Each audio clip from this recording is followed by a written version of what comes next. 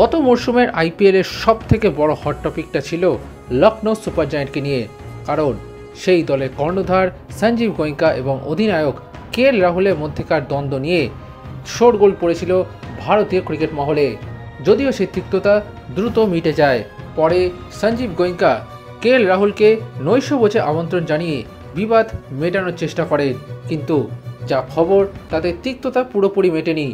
শোনা যাচ্ছে আসন্ন মরশুমের জন্য নতুন অধিনায়ক খুঁজছে লখনৌ সুপার জায়ান্ট। এদিকে লখনৌ ছাড়তে চাইছে খোদ কেএল রাহুলও, আর এই জায়গায় দাঁড়িয়ে সুযোগের সদ্ব্যবহার করতে চাইছে royal Challengers Bengaluru.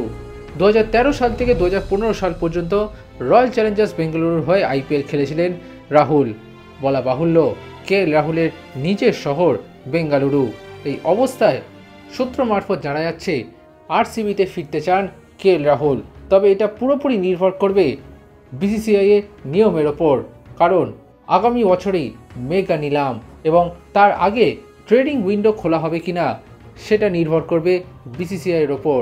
Trading window অর্থাৎ নিলামের আগে এক দল থেকে অপর দলে কোনো ক্রিকেটার যাবেন কিনা সেটা নির্ভর করবে বিসিসিআই এর ওপরেই।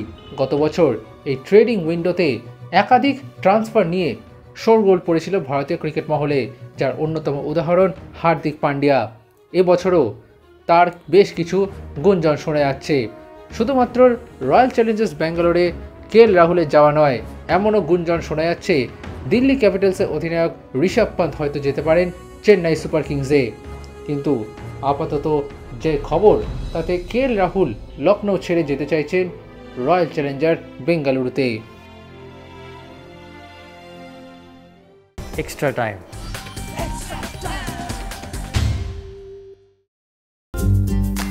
লেটেস্ট নিউজ আর এক্সক্লুসিভ ভিডিওর সঙ্গে আপডেট থাকতে এখনই সাবস্ক্রাইব করুন আমাদের ইউটিউব চ্যানেল। বেল আইকনে ক্লিক করতে ভুলবেন না যেন।